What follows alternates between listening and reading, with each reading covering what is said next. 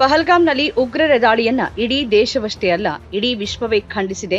ಈ ದಾಳಿಯಲ್ಲಿ ಪಾಕಿಸ್ತಾನದ ಪಾತ್ರದ ಕುರಿತು ಚರ್ಚೆ ನಡೆಯುತ್ತಿವೆ. ದಾಳಿ ಬಳಿಕ ಪಾಕಿಸ್ತಾನದ ಕೆಲವು ಹಿರಿಯ ನಾಯಕರು ನೀಡಿರುವ ಹೇಳಿಕೆಗಳು ಪಾಕಿಸ್ತಾನ ಗಡಿಯಲ್ಲಿ ಭಯೋತ್ಪಾದನೆಗೆ ಬೆಂಬಲ ನೀಡುತ್ತೆ ಅನ್ನೋ ಚರ್ಚೆಗಳಿಗೆ ಮತ್ತಷ್ಟು ಬಲ ನೀಡಿದೆ. ಇದೀಗ ಹೈದರಾಬಾದ್ ಸಂಸದ ಅಸದುದ್ದೀನ್ ಓವೈಸಿ ಕೂಡ ಪಾಕಿಸ್ತಾನದ ಮಿಲಿಟರಿ ಬಜೆಟ್ ಬಗ್ಗೆ ಉಲ್ಲೇಖಿಸಿ ಪಾಕಿಸ್ತಾನದ ವಿರುದ್ಧ ವಾಗ್ದಾಳಿ ನಡೆಸಿದ್ದಾರೆ. ಪಾಕಿಸ್ತಾನದ ರಾಜಕೀಯದಲ್ಲಿ ಹೇಗಾದ್ರೂ ಛಾಪು ಮೂಡ್ಸೋಕೆ ಹೆಣಗಾಡ್ತಾ ಇರುವ ದಿವಂಗತ ಬೆನ್ಜೀರ್ ಭುಟ್ಟೋ ಅವರ ಪುತ್ರ ಬಿಲಾವಲ್ ಭುಟ್ಟೋ ಪಹಲ್ಗಾಮ್ ದಾಳಿ ಬಳಿಕ ನೀಡಿರುವ ಹೇಳಿಕೆ ಬಾಲಿಶತನದ್ದು, ಅವರ ತಾಯಿಯನ್ನ ಅಲ್ಲಿನ ಉಗ್ರರೇ ಕೊಂದಿದ್ದು ಅಂತ ಓವೈಸಿ ತಿರುಗೇಟನ್ನ ನೀಡಿದ್ದಾರೆ. ನೀವು ಕೇವಲ ಅರ್ಧ ಗಂಟೆ ಹಿಂದಿಲ್ಲ, ನೀವು ಭಾರತಕ್ಕಿಂತ ಅರ್ಧ ಶತಮಾನ ಹಿಂದಿದ್ದೀರಿ ಅಂತ ಪಾಕಿಸ್ತಾನವನ್ನ ಓವೈಸಿ ಕುಟುಕಿದ್ದಾರೆ. ನಿಮ್ಮ ದೇಶದ ಇಡೀ ಬಜೆಟ್ ನಮ್ಮ ದೇಶದ ಕೇವಲ ಮಿಲಿಟರಿ ಬಜೆಟ್ಗೆ ಸಮನಾಗಿರೋದಿಲ್ಲ ಅಂತ ಅಸದುದ್ದೀನ್ ಓವೈಸಿ ಪಾಕಿಸ್ತಾನದ ವಿರುದ್ಧ ಗುಡುಗಿದ್ದಾರೆ. ಪಾಕಿಸ್ತಾನದ ವಿರುದ್ಧ ತೀವ್ರ ವಾಗ್ದಾಳಿ ನಡೆಸಿದ ಎಐಎಂಐಎಂ ಅಧ್ಯಕ್ಷ ಅಸದುದ್ದೀನ್ ಓವೈಸಿ ಆ ದೇಶದ ಗುಪ್ತಚರ ಸಂಸ್ಥೆ ಐಎಸ್ಐ ಆಗಿರ್ಲಿ, ಭಯೋತ್ಪಾದಕ ಸಂಘಟನೆ ಐಸಿಸ್ ಆಗಿರ್ಲಿ ಅಥವಾ ಇತರ ಪಾಕಿಸ್ತಾನಿ ಉಗ್ರ ಸಂಘಟನೆಗಳು ಹಿಂದೂಗಳು ಮತ್ತು ಮುಸ್ಲಿಮರ ನಡುವೆ ಜಗಳ ನಡೆಯುವುದನ್ನು ನೋಡೋಕೆ ಬಯಸ್ತಿವೆ.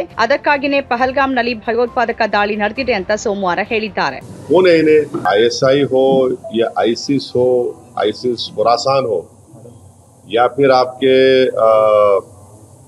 जो डीप स्टेट है या एस्टेब्लिशमेंट है पाकिस्तान का, वो तो यही चाहते हैं कि इस देश में हमेशा के लिए हिंदू मुसलमानों के झगड़े चलते रहें.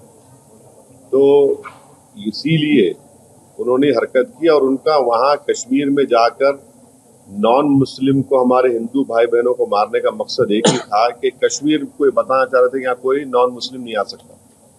तो उनका मकसद वही है. तो हम पूरे देशवासियों से अपील कर रहे हैं कि आप ऐसे वक्त पे अपनी पॉलिटिकल डिफरेंसेस होंगे, मगर आप उन लोगों को कामयाब होने मत दीजिए जो इस देश को कमजोर करना चाहते हैं, इसकी यूनिटी को कमजोर करने.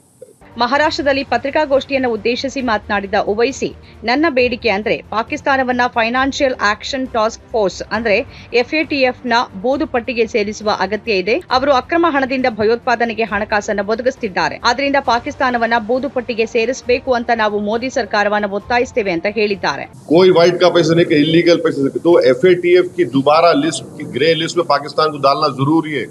हम डिमांड करेंगे ये गवर्नमेंट से कि उनको FATF के ग्रे लिस्ट में डालो आप, तभी जाकर उनका होगा. ಫೈನಾನ್ಷಿಯಲ್ ಆಕ್ಷನ್ ಟಾಸ್ಕ್ ಫೋರ್ಸ್ ಹಣಕಾಸು ಅಕ್ರಮ ಚಟುವಟಿಕೆಗಳು, ಭಯೋತ್ಪಾದಕರಿಗೆ ಹಣದ ಸಹಾಯ ಮತ್ತು ಪರಮಾಣು ಶಸ್ತ್ರ ವಿಸ್ತರಣೆಯ ಹಣಕಾಸು ತಡೆಯಲು ಜಾಗತಿಕ ಮಟ್ಟದ ನಿಯಮಗಳನ್ನು ರೂಪಿಸುವ ಒಂದು ಅಂತಾರಾಷ್ಟ್ರೀಯ ಅಂತರ್ ಸರ್ಕಾರಿ ಸಂಸ್ಥೆ. ಮನಿ ಲಾಂಡ್ರಿಂಗ್ ಚಟುವಟಿಕೆಗಳನ್ನು ತಡೆಗಟ್ಟೋಕೆ ಕ್ರಮಗಳನ್ನು ರೂಪಿಸೋಕೆ 1989ರಲ್ಲಿ G7 ದೇಶಗಳ ಒಕ್ಕೂಟ ಇದನ್ನು ಸ್ಥಾಪಿಸಿತ್ತು. ಈಗ ಭಯೋತ್ಪಾದಕರಿಗೆ ಹಣಕಾಸು ಸಹಾಯ ಮತ್ತು ಶಸ್ತ್ರಾಸ್ತ್ರ ವಿಸ್ತರಣೆಗೆ ಹಣಕಾಸು ಸರಬರಾಜನ್ನ ತಡೆಯುವ ಕೆಲಸವನ್ನು FATF ಮಾಡುತ್ತೆ. ಪಹಲ್ಗಾಮ್ ದಾಳಿಯ ನಂತರ ಬಿಲಾವಲ್ ಭುಟ್ಟೋ ಜರ್ದಾರಿ ಅವರು ಸಿಂಧೂ ನದಿಯ ನೀರು ನಿಲ್ಲಿಸಿದ್ರೆ ರಕ್ತ ಹರಿಯತ್ತೆ ಅನ್ನೋ ಹೇಳಿಕೆಗೆ ಪ್ರತಿಕ್ರಿಯಿಸಿದ ಓವೈಸಿ, ಬಚ್ಪನ್ ಕಿ ಬಾತೆ ನಹಿ ಕರ್ನಾ ಅಂದ್ರೆ ಬಾಲಿಶ ಹೇಳಿಕೆ ನೀಡಬೇಡಿ ಅಂತ ತಿರುಗೇಟನ್ನ ಕೊಟ್ಟಿದ್ದಾರೆ. ಅವರ ತಾಯಿಯನ್ನ ಅಲ್ಲಿನ ಸ್ಥಳೀಯ ಭಯೋತ್ಪಾದಕರೇ ಕೊಂದ್ರು, ಅವರೇನ್ ಹೇಳ್ತಿದ್ದಾರೆ ಅಂತ ಅವರಿಗೆ ಗೊತ್ತಿದೆಯಾ ಅಂತ ಓವೈಸಿ ಪ್ರಶ್ನೆ ಮಾಡಿದ್ದಾರೆ. ಎಲ್ಲರೂ ತಮ್ಮ ರಾಜಕೀಯ ಭಿನ್ನಾಭಿಪ್ರಾಯಗಳನ್ನ ಬದಿಗಿಟ್ಟು ಭಾರತದ ಏಕತೆಯನ್ನ ಸಂರಕ್ಷಣೆ ಮಾಡಬೇಕು ಅಂತ ಓವೈಸಿ ಕರೆ ನೀಡಿದ್ದಾರೆ. ನೀವು ನಿಮ್ಮ ಸ್ವಂತ ರಾಜಕೀಯ ಭಿನ್ನಾಭಿಪ್ರಾಯಗಳನ್ನ ಹೊಂದಿರಬಹುದು, ಆದರೆ ಈ ಏಕತೆಯನ್ನ ದುರ್ಬಲಗೊಳಿಸೋಕೆ ಬಯಸುವ ಜನರನ್ನ ಗೆಲ್ಲೋಕೆ ಬಿಡಬೇಡಿ, ಈ ರಾಷ್ಟ್ರವನ್ನ ದುರ್ಬಲಗೊಳಿಸಬೇಡಿ ಅಂತ ಓವೈಸಿ ಹೇಳಿದ್ದಾರೆ. ಇದಕ್ಕೂ ಮುನ್ನ ಪಾಕಿಸ್ತಾನ ಭಾರತವನ್ನ ಗುರಿಯಾಗಿಸೋಕೆ ಹಲವು ವರ್ಷಗಳಿಂದ ಭಯೋತ್ಪಾದಕರಿಗೆ ತರಬೇತಿ ನೀಡುತ್ತಿದೆ.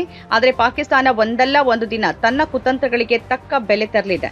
ಪ್ರಧಾನಮಂತ್ರಿ ನರೇಂದ್ರ ಮೋದಿ ಅವರು ಪಾಕಿಸ್ತಾನವನ್ನ ಆರ್ಥಿಕವಾಗಿ ದುರ್ಬಲಗೊಳಿಸೋಕೆ ಕ್ರಮ ಕೈಗೊಳ್ಳಬೇಕು ಅಂತ ಹೈದರಾಬಾದ್ ಸಂಸದ ಹೇಳಿದ್ರು. ಪಾಕಿಸ್ತಾನ ಪದೇ ಪದೇ ತನ್ನಲ್ಲಿ ಪರಮಾಣು ಬಾಂಬ್ಗಳಿವೆ, ಅಣು ಬಾಂಬ್ಗಳಿವೆ ಅಂತ ಹೇಳುತ್ತೆ.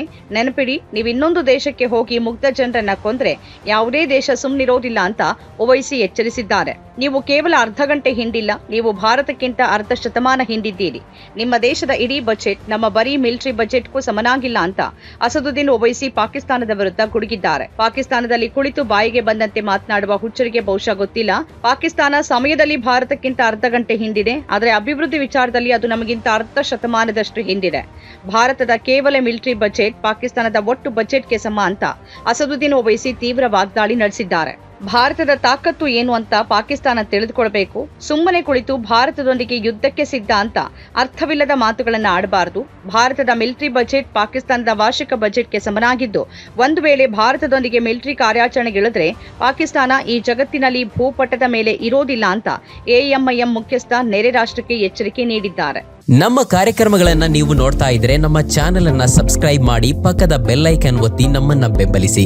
ಹಾಗೆ ನಮ್ಮ ಕಾರ್ಯಕ್ರಮಗಳನ್ನ ಲೈಕ್ ಮಾಡಿ, ಕಮೆಂಟ್ ಮಾಡಿ, ಅದನ್ನ ಬೇರೆಯವರಿಗೂ ವಾಟ್ಸ್ಆಪ್ ಮೂಲಕ ಶೇರ್ ಮಾಡಿ.